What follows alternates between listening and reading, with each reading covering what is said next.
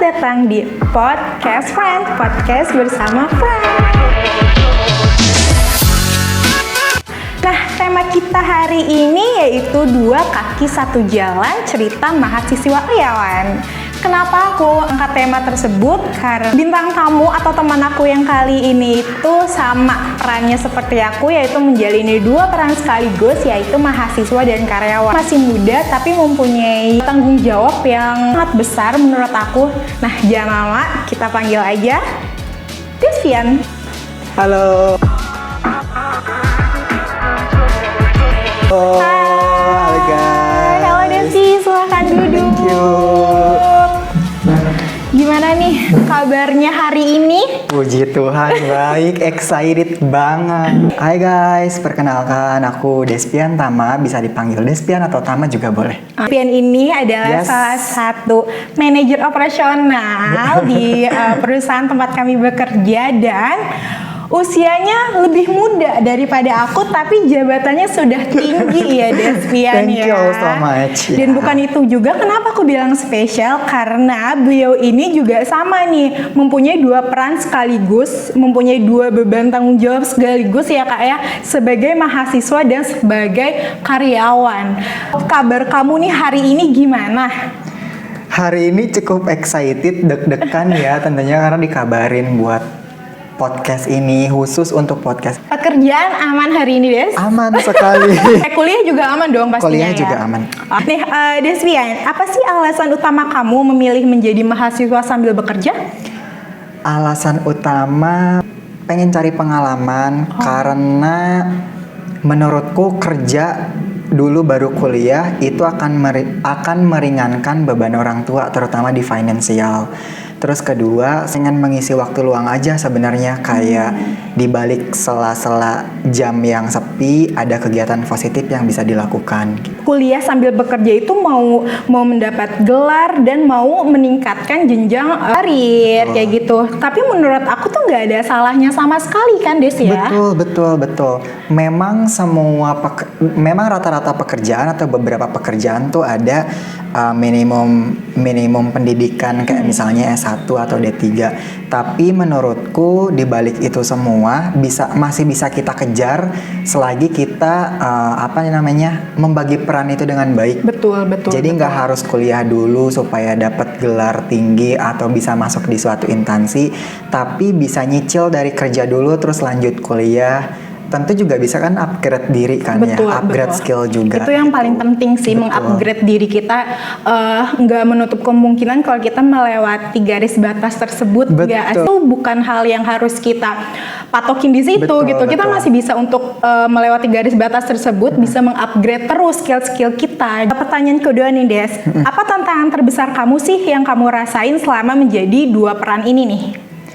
Tantangan terbesar tuh kadang ya dari diri sendiri tuh ngerasa capek. At the time sebagai manusia juga pasti akan ngerasa capek. Pasti. Memiliki dua peran atau memainkan dua peran dalam waktu yang sama. Apalagi kalau misalnya kita harus ngatur waktu buat kuliah tetap kepegang, kerjaan juga tetap kepegang, deadline yang harusnya udah selesai, deadline kerjaan dan deadline kuliah yang harus diselesaikan di waktu yang sama, itu sebenarnya tantangan terbesar sih. Tantangan terbesar itu mengelola waktu kita kali ya Des ya. Betul. Karena orang lain aja yang cuman memegang satu peran pekerja aja tuh udah stresnya tuh minta ampun. Betul. Deadline pekerjaan yang tiba-tiba kita harus lembur, mengatur waktu itu, bahkan sampai sekarang aku masih mencoba sih untuk mengatur waktu tersebut. Kerja dari malam ketemu larut malam lagi itu ya, tapi hasilnya pasti akan kita nikmati di akhir. Pasti. Ini pernah nggak sih ngerasa nyerah atau burnout? Gimana cara kamu buat nyatasin hal tersebut? Pasti pernah banget orang ngerasain, terutama aku sendiri. Apalagi kalau misalnya tugasnya tuh lagi numpuk-numpuknya, kerjaan lagi hektik-hektik, terus badan juga kadang ngerasa capek. Tapi biasanya tuh cara aku ngadepin hal itu tuh aku berhenti sejenak. Kalau kata anak-anak zaman sekarang tuh berhenti sejenak lalu dilanjutkan. Iya. Nah biasanya aku begitu, ambil waktu sebentar buat kembaliin mood, kayak nonton film, dengerin lagu, telepon sama orang tua atau Oke. pasangan. Setelah mood kembali ya baru aku melanjutkan aktivitas itu. Membangun mood yang baru gitu Membangun. ya. Aku mau tahu nih, ceritain dong pengalaman kamu saat kamu lagi stres antara deadline kantor dan deadline tugas kuliah. Pasti pernah dong. Ya, pengalaman paling memorable banget, banyak kerjaan, lagi hektik-hektiknya banget, terus di waktu yang sama juga dosen tiba-tiba ngasih jebret tugas di hari yang sama, wajib dikumpulkan malam ini ya, sedangkan misalnya besok paginya meeting KPI atau meeting yang memang penting di kantor, jadi kayak itu benar-benar nguras energi, nguras tenaga, nguras pikiran, kayak nggak bisa tidur semalaman, nggak tidur badan capek, nggak dikerjain badan, nggak dikerjain juga badan kerasa capek, jadi semua serba Karena salah gitu. kepikiran, walaupun nggak dikerjain juga. Betul banget. Itu ya paling tadi aku ngambil to-do list mana dulu nih skala prioritas yang harus aku selesaikan. Kalau misalnya lagi hektik, stres, benar-benar kejadian kedua kali, ya semoga tidak ya, tapi kalau misalnya terjadi kedua kalinya biasanya ya aku ngambil to-do list, ngambil skala prioritas, lalu ngerjain, nyicil mana yang harus bisa selesai malam itu juga, atau misalnya besok pagi langsung dilanjutin biar ya semuanya berjalan dengan baik.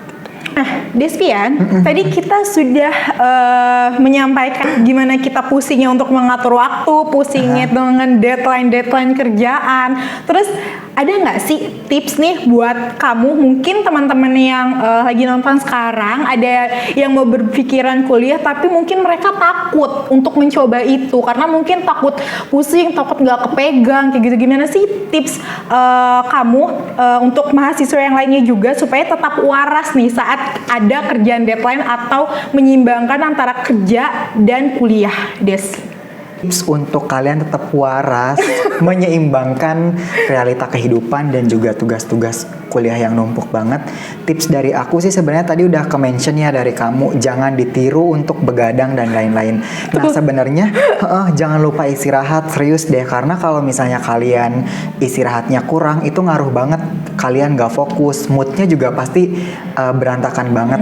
Jangan ragu untuk minta bantuan, jangan hektik-hektiknya, se-urgent-urgentnya kalian jangan ragu untuk minta bantuan aja, pasti akan ada dibantu dan ada jalan kecil daripada kalian stres sendiri, kurang istirahat, terus kerjaan nggak selesai, deadline kuliah juga nggak selesai. Nah itu nggak baik. Jangan ragu untuk minta tolong sama teman kalian apapun yang kalian butuhkan.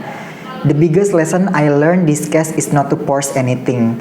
Jadi whatever flows, whatever crisis it is what it is. Tapi kita tahu porsi kita tuh di mana, untuk kuliah di mana, untuk kerjaan juga di mana. Gitu guys. Buat teman-teman berkuliah lagi atau mungkin bahkan dulunya pernah kuliah tapi stop karena keadaan, itu coba deh lagi untuk mencoba lagi, karena aku pun seperti itu teman-teman. Aku dulu pernah kuliah tapi stop dan sekarang lanjut lagi karena apa? Karena aku ingin, ya yang tadi kita bilang, ingin mengupgrade diri kita gitu. Kita nggak mau hanya sekedar cuman bekerja dan not to worry, jangan melihat dari satu sudut pandang aja. Kalau misalnya kerja sambil kuliah tuh serem banget, nggak bisa bagi waktu dan lain-lain. Itu sebenarnya bukan nggak bisa ya kak, itu belum terbiasa aja. Karena awalnya juga kita punya struggle yang sama kayak teman-teman, ketakutan yang sama. Cuman setelah dijalanin fun kok, enjoy kok, nggak seserem itu gitu. Kalau ada yang ingin nyerah nih di tengah jalan, mungkin teman-teman yang lagi nonton sudah lagi berpikiran, aduh gue capek nih, gue udah pusing, kayak gue udah nggak kepegang, gue udah nyerah aja deh. Nah, apa sih pesan yang mau kamu sampaikan buat mereka? Sama, in case aku sebagai manusia biasa juga pasti pernah ada di posisi itu, pengen nyerah. Nyerah itu kan bagian dari perjuangan juga kan, bagian dari perjuangan yang tertunda sebenarnya. Tapi kalau misalnya kita tarik benangnya, kalian lihat ke belakang, kalau misalnya disimulasikan tangga itu kalian udah di tengah-tengah, terus lihat ke belakang tuh perjalanan dan perjuangan kalian tuh udah bisa dilewati. Udah banyak banget dilewati. Jadi kenapa harus nyerah di tengah jalan? Karena nanti kalau misalnya kalian nyerah di tengah jalan, itu hasilnya nggak akan maksimal. Pepatah kan banyak ya, bersakit-sakit dahulu, pasti bersenang-senang kemudian. Iya, Nah, itu betul. hasilnya pasti akan ada di akhir. Kita juga nggak tahu kan garis finish kita tuh akan berapa lama lagi, akan sebentar lagi kah, sejengkal lagi kah, 2 jengkal lagi kah, kita nggak akan pernah tahu. Betul. Kalau misalnya kita nyerah, otomatis kita balik lagi ke belakang loh. Terus proses-proses yang udah kita lewatin buat apa? Ya Betul. kan, waktu kita, pikiran kita, tenaga kita, bahkan materi pun itu termasuk gitu. Bikin kita rugi akan segala hal apa yang udah kita lakukan. Gitu teman-teman. Capek itu manusiawi. Betul, capek itu manusiawi, tapi perjuangan kalian harus tetap dilanjutkan karena versi dirimu masa depan tuh pasti akan bangga ngelihat versi dirimu ketika kamu berjuang di belakang gitu. Wow, keren. Fun fact-nya di story kali ini tuh aku bakalan share sedikit, semoga bisa membuka pikiran teman-teman dan kita semua ya. Dulu tuh aku juga punya struggle yang sama, kayak bingung mau kuliah di mana, mau kerja apa dan lain-lain. Long short story itu, pas aku mau ngambil kuliah, mama papa bilang kalau misalnya kamu mau ngambil jurusan tersebut, mama dan papa tuh nggak punya background untuk ngajarin kamu dari nol. Jadi kamu harus berjuang sendiri.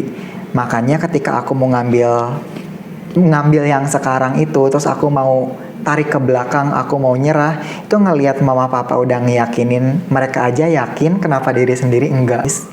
We hear you. Kita ada di sini, buktinya tetap berlanjut sampai sekarang. Betul. Cari teman-teman lingkungan yang bisa mensupport kalian. Betul. Gitu. Tema kita hari ini cukup sangat serius sekali ya.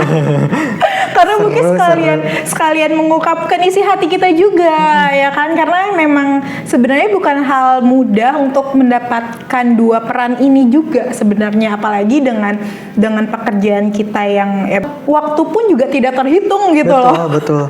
7/10 lah. Oke, thank you so much Spian hari ini. Thank you Seneng so banget bisa ngobrol-ngobrol tentang tema kita hari ini. Oke, thank you Thank semuanya. you so much guys.